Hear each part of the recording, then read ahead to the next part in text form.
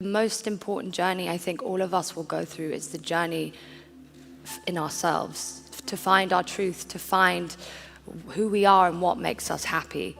And in our culture, we are told that if we're beautiful, if we're skinny, if we're successful, famous, if we fit in, if everyone loves us, that we'll be happy.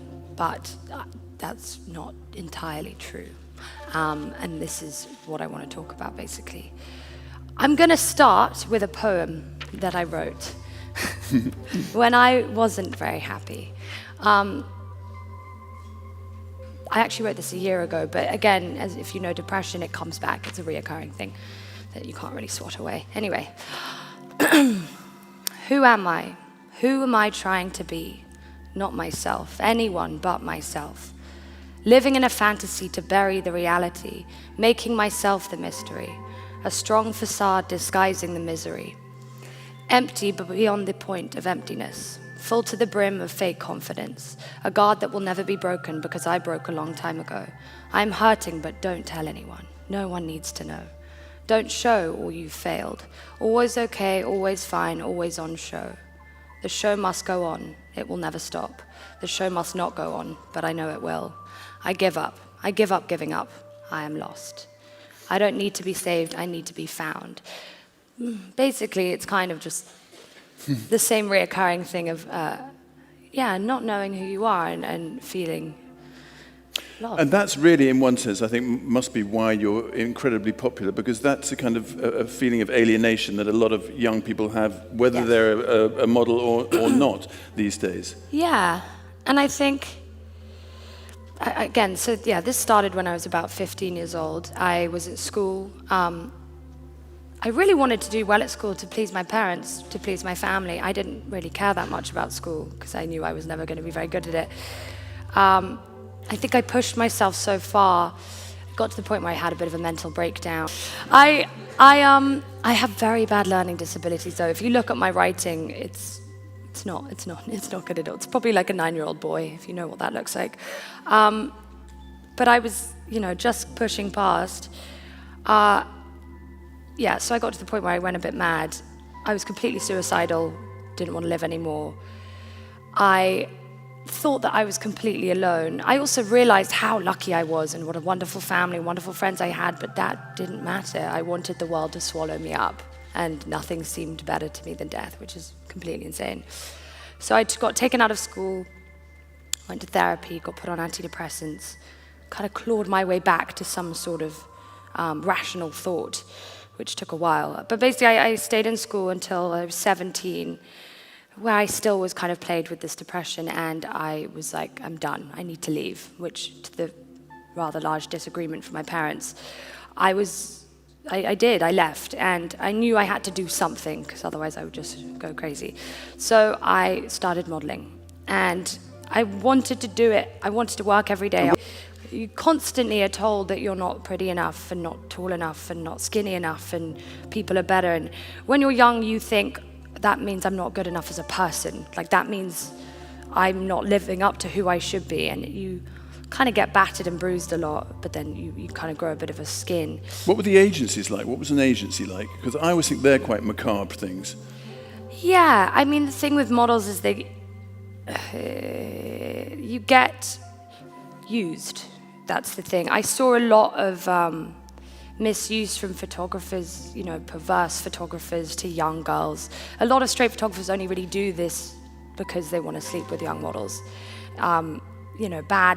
Bad kind of experiences in that sense, not by me, but to other poor people, poor girls who don't stand up for themselves because you feel like you should be used, because that's what models do. But then, about a year into it, I was discovered. I did Burberry, and then everybody wants you. After so long of being like, nobody wants you, suddenly like, oh my God, who's that? I was like, I've met you 5 times, and I'm pretty sure you didn't want me 2 minutes ago. But cool. But that was also in 2011. It still took a while, but it was still more like in the fashion world. It definitely became a thing. I was suddenly like in shows. I was like, ooh, this is weird. Right. Yeah, it definitely changed. But after that, it kind of, you pick up pace, you start working. I was working every day. I had no concept of saying no to anyone, ever. I think life, you should always experience things, but you should say no. I mean, it's more about being control and not being a puppet is what the most important thing is. And not doing anything for anyone else apart from yourself. Not very well. It was actually happening at the time when I was doing shows, and it wasn't lit like psoriasis, where I have a little bit right here, but it was like giant welts all over my body, including my head. It would bleed, and it was horrible. Anyway, sorry, gross. And you look at yourself like you're an alien. You're like, I'm so disgusting. It's not good for you, especially at that time. I felt more disconnected from myself than I think I ever had, which I was for a long time, quite disconnected. And as well, how do you cure something like that? 'Cause it's well, my agency were like, because usually you have to take time to fix internal problems, like it's food and stress, but they shoved me straight into a doctor who would inject cortisone into each spot, which dyed them, but not really, and that kind of thing. It's like all those problems I had, I feel like I masked with medicine instead of taking the time to really solve them. But at that time, I really wanted someone to stop me. I wanted someone to go, you need to take a break, you need to look after yourself. And no one did, because Would you have I listened was to the them one anyway? who had it all. Like I had what everyone wanted. I mean, of course there's an upside. Yeah, there's been a lot of upsides. And you are It was the more person- like the external life, I couldn't be luckier, more blessed, but the internal battles that were going on were just, I also felt like I never deserved any of it, that I was living someone else's dream. This point is just about like being able to have a mirror up at yourself and really look inside for what you need. And what happened was I eventually said no, and I eventually took a break. To the advice of Kate Moss, who kind of picked me up off the floor, passed out, being covered in... I said no, I started writing. Writing was something that really saved my life. Again, so that poem probably came out then. It was like I would write, and I would read what I'd written, and it was like someone else was talking to me. I was like, what, is that how I feel? It was a very strange experience.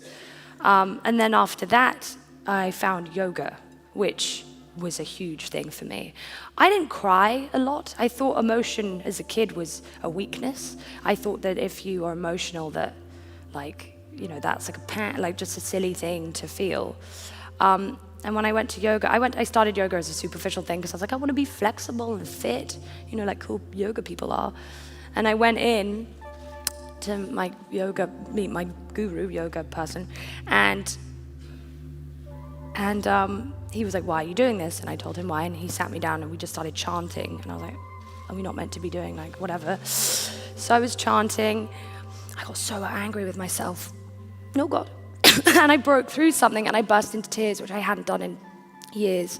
And I looked at him and I was like, what the hell is wrong with you? How dare you? You're a monster. Why would you do this? And he was just laughing at me. And I was like, you're a crazy man. What is wrong with you? And he said, if you hadn't have cried, I would have been very worried.